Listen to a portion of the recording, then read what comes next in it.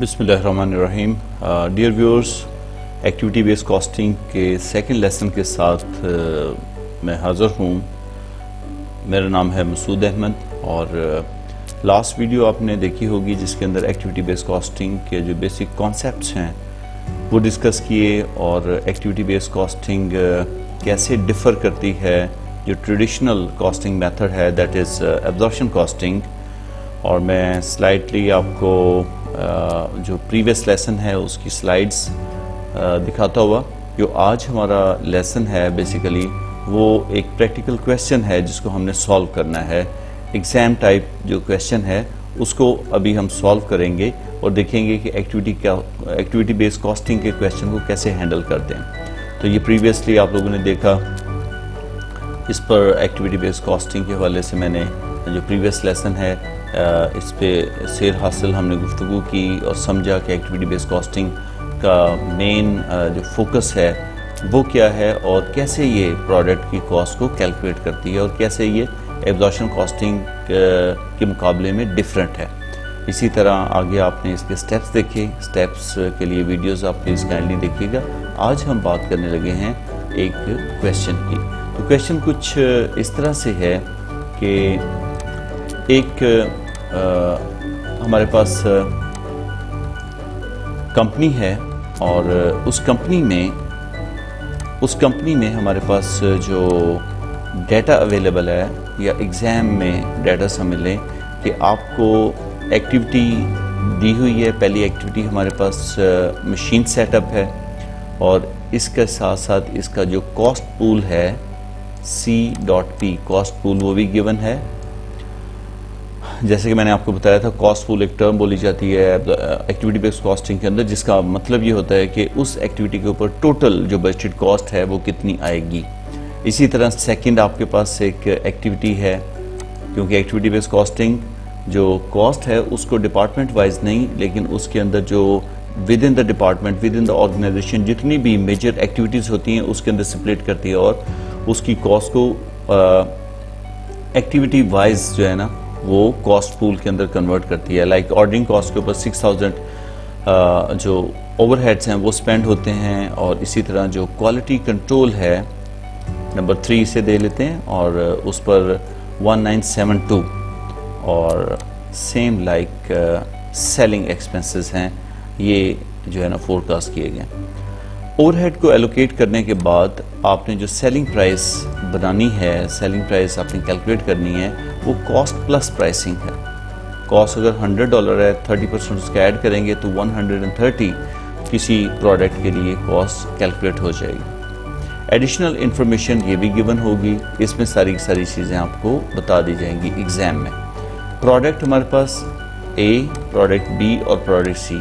हमारे पास 3 प्रोडक्ट्स हैं और उन पर आने वाला खर्चा और बाकी डिटेल हमारे पास है। प्राइम कॉस्ट में आपके पास डायरेक्ट मटेरियल और डायरेक्ट लेबर वो मौजूद है। तो ये आपकी A की प्राइम कॉस्ट आ गई, दैट इज़ 22,000 इन टोटल, जिसमें डायरेक्ट मटेरियल 10,000 है, 2,000 हमारे पास जो है वो आपका डायरेक्ट लेबर है। ये प्राइम कॉस्ट है। देन आपको cost drivers, these are the cost drivers, मैं इसको CD लिखता हूँ, कॉस्ट ड्राइवर्स। सेटअप के लिए A के लिए हमें 30 सेटअप इस्टेब्लिश करने पड़ते हैं, रन करने पड़ते हैं। B के लिए हमें 16 और 8 हमें C के लिए, ऑल टुगेदर ये 54 सेटअप्स जो है ना वो रन करने पड़ते हैं हमें, 54। सेम वे में आपके जो परचेज ऑर्डर्स हैं जिनका लिंक हमारा ऑर्डरिंग कॉस्ट के साथ है, तो ऑर्डरिंग कॉस्ट के साथ इसका लिंक है। और कितने number of orders, cost drivers कितने हैं, 3000 for A and 1000 for B and 2000 for C। तो ये कॉस्ट ड्राइवर हैं। अगर इन्हें आप ऐड अप करें तमाम के तमाम नंबर ऑफ ऑर्डर्स को, तो ये आपके पास बन जाएंगे 6000 ऑर्डर्स। तो एक ऑर्डर की कॉस्ट हम कैलकुलेट कर सकेंगे, cost divided by number of orders. तो एक ऑर्डर की कॉस्ट ये नेक्स्ट शीट के ऊपर हम डिस्कस करने वाले हैं। Number of quality inspections, A के लिए इंस्पेक्शन आपको 20 टाइम्स करनी पड़ती है, 18 टाइम्स B के लिए और C के लिए आपको 30 टाइम्स। तो इसको जब आप ऐड अप करें तो आपको टोटल इंस्पेक्शन जो कंडक्ट करनी पड़ेंगी पर ईयर, जिस पर आपका एक्सपेंस जो है ना वो 1972 आएगा। वेल दैट इज 68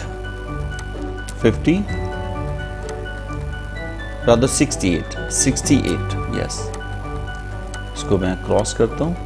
68 आपके जो है ना वो इंस्पेक्शंस होंगी और 68 पे एक्सपेंस कितना आएगा, दैट इज 1972। और अगर मैं यहीं पर आपको छोटी सी कैलकुलेशन कर दूं इसकी, जो कि ऊपर भी आप कर सकते हैं, 68 से डिवाइड कीजिए और इधर आपका ड्राइवर का रेट आ जाएगा एक इंस्पेक्शन का। तो ए के लिए 20 है तो इसको एलोकेशन कितनी आएगी, 20 मल्टीप्लाइड बाय जो भी यहाँ पर आंसर आएगा उससे 20 से मल्टीप्लाई करेंगे तो ए के लिए एक्सपेंस आ जाएगा क्वालिटी कंट्रोल एक्सपेंस में से उसकी अपोर्शनमेंट हो जाएगी। इसी तरह unit number of units sold, तो आपके जो सेलिंग एक्सपेंसेस हैं वो देखिए आपके पास टोटल 7,225 हैं। इसको हम डिवाइड करेंगे यूनिट सोल्ड के ऊपर और यहाँ पे 4,000 यूनिट, फिर 35 for B and 1,000 for C, तो ऑल टुगेदर ये बन गए आपके that is 9,500 units, right, 9,500। Well जी, तो इसकी कॉस्ट को हम 95 से डिवाइड करेंगे 9,500 से, तो हमारे पास एक यूनिट की जो सेलिंग कॉस्ट है वो आ जाएगी और ए के लिए हम वो जो कॉस्ट आएगी उसको मल्टीप्लाइड बाय 4,000 करेंगे तो हमारे पास ए का एक्सपेंस आ जाएगा जो कि एलोकेट हुआ है सेलिंग एक्सपेंसेस की एक्टिविटी से। और एंड पे हमारे पास यूनिट जो प्रोड्यूस हुए हैं वो हमारे पास 5,000 यूनिट प्रोड्यूस हुए हैं ए के, 3,000 हमारे पास हुए हैं बी के और 900 हमारे पास हुए हैं सी के। तो जब हमारे पास टोटल कॉस्ट कैलकुलेट हो जाएगी उसे ए की जो टोटल कॉस्ट है, फॉर एग्जांपल वो 10,000 अगर आती है, 10,000 तो डेफिनेटली ज़्यादा आएगी, से 50,000 आती है तो 50,000 को हम डिवाइड करेंगे 5,000 से तो प्रोडक्ट ए की कॉस्ट आ जाएगी। फिर हमने उसकी सेलिंग प्राइस को फाइंड आउट करना है तो उस कॉस्ट में हमने ऐड करना है 30%। तो जब 30% ऐड कर चुकेंगे तो हमारे पास जो ए की कॉस्ट आ जाएगी अंडर एक्टिविटी बेस्ड कॉस्टिंग। इसी तरह बी और सी की फाइंड आउट करेंगे। रिक्वायरमेंट क्या है? रिक्वायरमेंट ये है कि सबसे पहले आपने activity cost driver rate find out करना है। जैसे कि ये देखिए मैंने क्वालिटी के लिए किया, यहाँ पे $X आ जाएगा, ये $Y आ जाएगा। इसी तरह ये हम डिवाइड करेंगे, ये हमारे पास डॉलर्स हैं और इसको हम cost number of cost driver जो कि 6,000 ही था तो ये इसका रेट आ जाएगा। क्योंकि ये ज़रा इजी कैलकुलेशन है तो मैं यहाँ पर आपको कर देता हूँ और नेक्स्ट उसके ऊपर हमने पेज के ऊपर इसको डिस्कस भी करना है। तो $1 पर ऑर्डर, ओके, $1 पर ऑर्डर। इसी तरह जो सेटअप है तो नंबर ऑफ सेटअप है हम आपके पास 54, तो ये आपकी रिक्वायरमेंट थी फर्स्ट, राइट। तो ये आ जाएंगे सेटअप्स, तो पर सेटअप इसकी कॉस्ट आ जाएगी। फॉर एग्जांपल ये $Z आ जाती है पर सेटअप, ओके। चलिए अब नेक्स्ट पेज पे चलते हैं, फिर मैं आपको बाकी डिटेल बताता हूँ। इसी तरह आपने ओवरहेड पर प्रोडक्ट, कितने ओवरहेड्स हैं ओवरहेड में, ये वाली सारी कॉस्ट पर हेड पर प्रोडक्ट कितनी आती है उसकी हमने कैलकुलेशन करनी है। फिर टोटल कॉस्ट अपने per unit, total cost per product वो हमने फाइंड आउट करनी है। तो सेलिंग प्राइस उसके बाद ऑफ ईच प्रोडक्ट हमने फाइंड आउट करनी है। चलिए जी, अब इसकी कैलकुलेशन कैसे होगी? कैलकुलेशन के लिए देखिए सबसे पहले आपने एक्टिविटीज़ लिख ली। पहली एक्टिविटी ये थी, दूसरी ये कॉस्ट, दूसरी एक्टिविटी, तीसरी ये और चौथी ये। इसका टेबल जैसे मर्जी आप बना लें। आपने यहाँ पर कॉलम की शेप में बनाया है, आप इसको रॉ की शेप में बना सकते हैं। तो ये ज़रा बनाना आसान है कि आपने मशीन सेटअप की जो कॉस्ट है डॉलर्स में वो ली और उसको डिवाइड किया इसकी जो cost number of cost driver है तो ये आपका रेट आ गया। ये आपका एक एक्टिविटी का रेट आ गया। जैसे कि यहाँ पर पीछे मैंने ये कैलकुलेशन की थी, जी ये है 138 आई गेस, यही आ रहा था, ठीक है, ये आ जाएगा। तो वो रेट हमने पहले मालूम कर लिया। इसीलिए मैं कहता हूँ कि जो एक्टिविटी बेस्ड कॉस्टिंग है उसका क्वेश्चन नहायत आसान होता है। तो ये आपका एक सेटअप का खर्चा आ गया। अब इसको मैं अगर आपको बताऊं कि ए प्रोडक्ट के ऊपर आप जब इस खर्चे को एलोकेट करेंगे तो 30 इसके सेटअप थे और 138 इसका रेट है, तो टोटल सेटअप में से 4140 जो है वो एलोकेट हो गए ए को मशीन सेटअप में से, राइट। फिर मशीन सेटअप में से ही बी को कितनी कॉस्ट आ गई, क्योंकि इसके जो है ना वो 16 सेटअप थे। ये देखिए, ये 16 सेटअप ये दिए हुए, ये 16 सेटअप हैं और उसमें से अब आपने बी का खर्चा निकालना है और 138 को इसे मल्टीप्लाई करेंगे तो ये बी का एक्सपेंस आ गया सेटअप में से। इसी तरह सेटअप 8 चलेंगे सी के लिए और सी का टोटल एक्सपेंस जो है ना वो सेटअप कॉस्ट में से इतना आ जाएगा।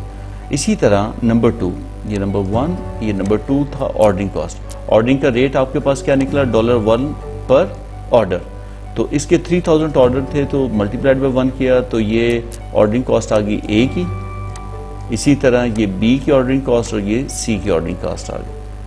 फिर तीसरी एक्टिविटी आप पकड़ें और वो है क्वालिटी कंट्रोल, और क्वालिटी कंट्रोल का रेट आपके पास मौजूद है। उस रेट को आप मल्टीप्लाई करेंगे इसके, ये देखिए, ये इसका क्वालिटी कंट्रोल का जो रेट है वो $29 पर जो है वो इंस्पेक्शन। तो इसकी जितनी इंस्पेक्शन है उसे मल्टीप्लाई करेंगे तो आपका रेट आ जाएगा। और देन आपके पास जब आप सेलिंग की बात करेंगे तो सेलिंग का रेट आपके पास पर यूनिट ये आया और इसको आपने मल्टीप्लाई करना है जितने यूनिट्स हैं उनके साथ, ये आपका मल्टीप्लाई हो रहा है, ठीक है। इसी तरह 20 × 29 और ये आपका 558 ये आ जाएगा और इसको मल्टीप्लाई करेंगे तो 34।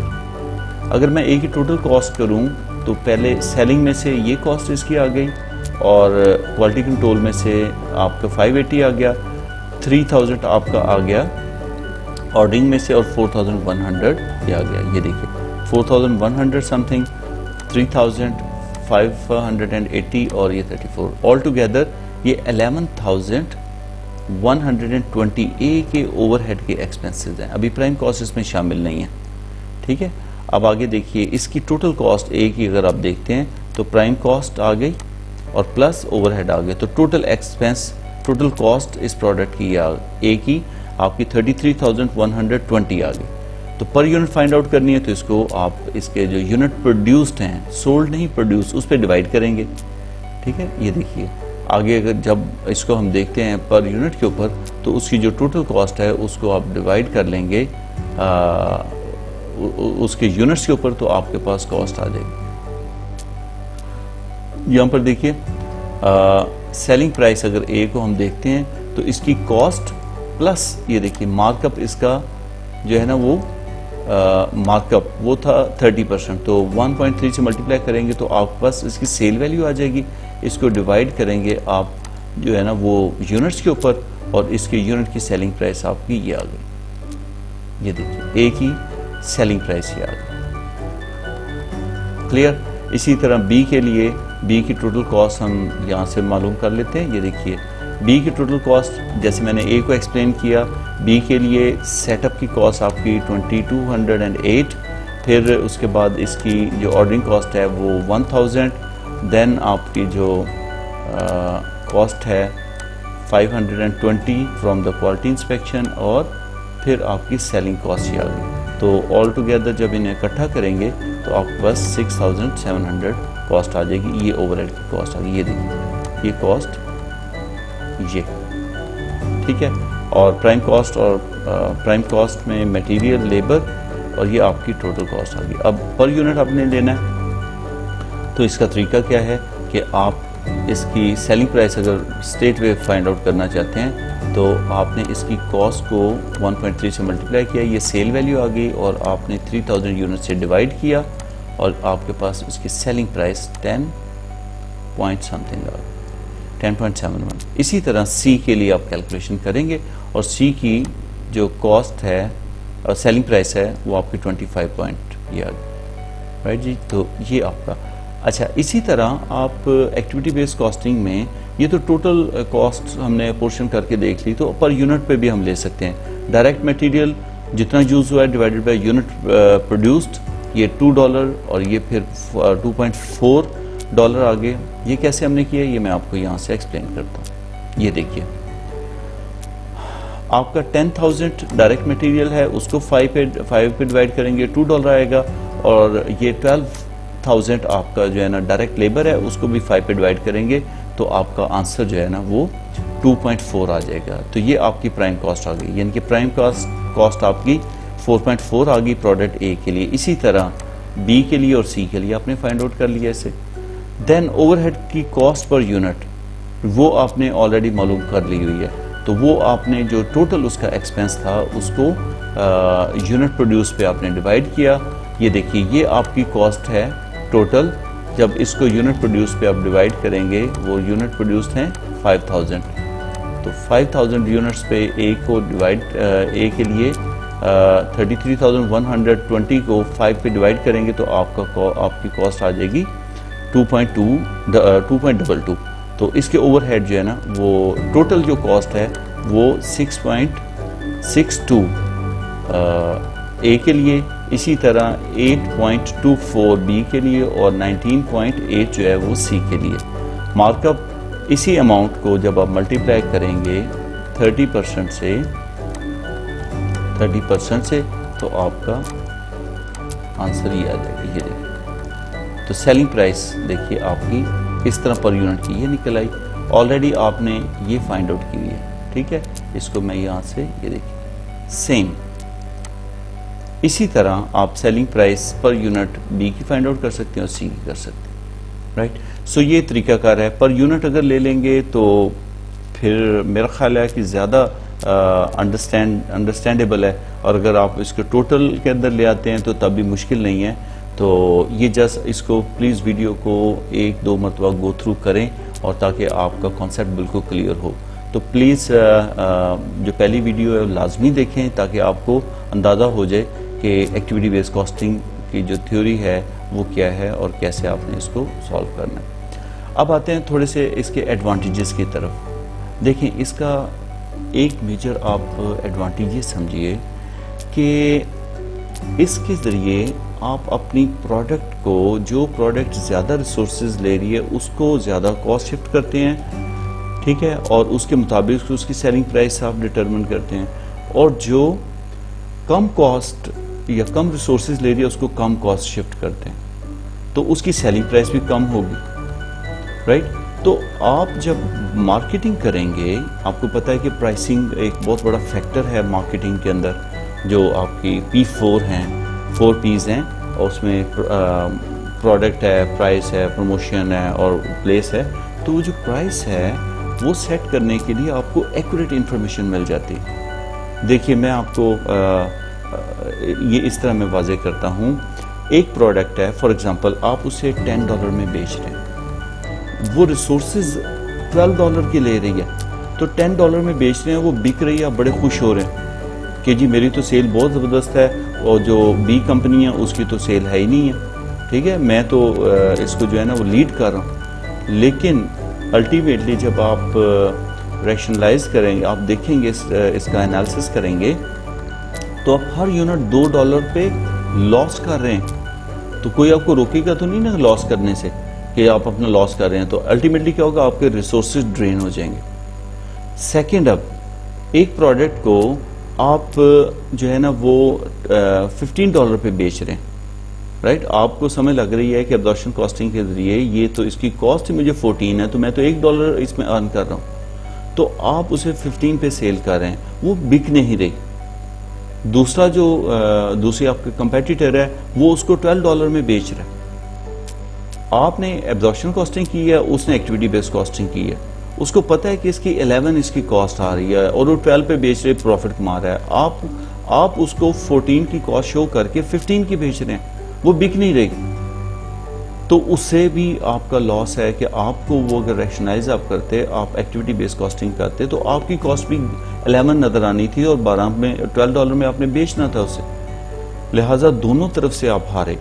तो इसलिए एक्टिविटी बेस्ड कॉस्टिंग जो करेगा उसके पास एक्यूरेट इंफॉर्मेशन होगी, कॉस्टिंग की एक्यूरेट इंफॉर्मेशन, और वो फिर जो है ना वो ज़्यादा वाइज और ज़्यादा अच्छा जो प्राइसिंग का डिसीजन है वो कर सकेंगे। तो आपको पता है एक्टिविटी बेस्ड कॉस्टिंग जो हम करते हैं तो मैनेजर जो है ना उसको ज़्यादा अच्छी इंफॉर्मेशन जो है ना वो प्रोवाइड की जाती है। Identify where the understand how overhead arise, तो ओवरहेड जो है ना कैसे राइज हो रहे हैं, कौन सी एक्टिविटी है जो कि ज़्यादा ओवरहेड जो है ना का बाइस बन रही है, तो ये चीज़ जो है ना यहाँ पर ज़्यादा एक्यूरेटली क्लियर होती है।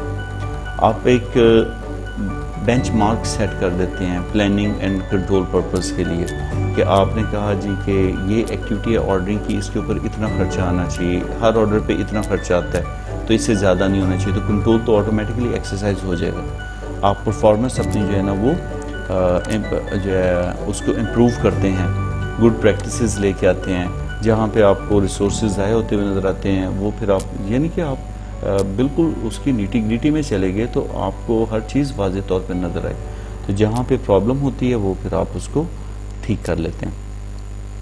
Help in preparation of estimates and code, ये बड़ी इंपॉर्टेंट है कि प्राइस आप या वर्क को कोट करना है आपने, प्राइस आपने देनी है, तो आपके पास इंफॉर्मेशन ज़्यादा एक्यूरेट है तो आप अच्छे तरीके से कोटेशन दे सकते हैं, बजाय इसके कि एक रफ सी एस्टिमेशन एब्जॉर्प्शन कॉस्टिंग वाली डाल के तो आप कोटेशन दे दें और नेक्स्ट जो आपका नेक्स्ट डोर का जो एंटरप्रेन्योर है वो नेक्स्ट शॉप वाला वो और एक्टिविटी बेस्ड कॉस्टिंग करके वो अच्छी कोटेशन दे जो कि ज़्यादा उसे सूटेबल करे कस्टमर को, तो वो फिर कॉन्ट्रैक्ट तो वो विन कर जाएगा, आप तो नहीं कर सकेंगे।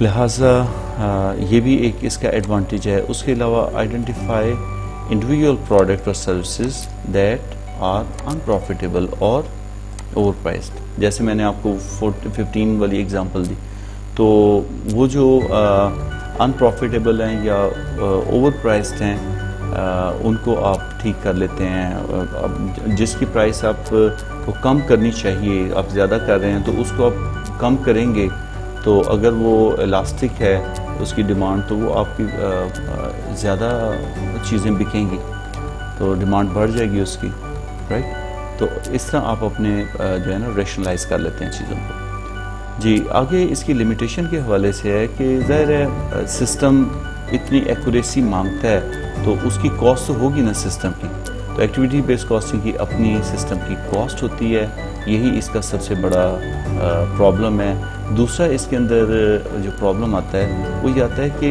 हर कॉस्ट को आप किसी एक्टिविटी के अंदर नहीं डाल सकते।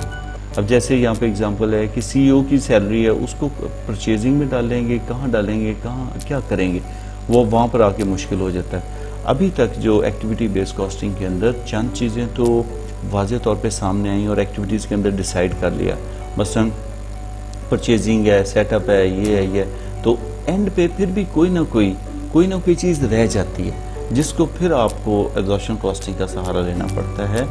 तो इसीलिए मैं कहता हूँ कि एक्टिविटी बेस्ड कॉस्टिंग जो है ये एब्जॉर्प्शन कॉस्टिंग की रिफाइंड शक्ल है, इम्प्रूव्ड शक्ल है, लेकिन फिर भी जो चीज़ नहीं आप उसको कर सकते, एक्टिविटीज़ में नहीं डाल सकते, कॉस्ट पूल के अंदर नहीं उसे जो है ना क्लासिफाई कर सकते, तो वहाँ पर फिर आपको जो है ना कोई एब्जॉर्प्शन कॉस्टिंग का सहारा लेना पड़ता है।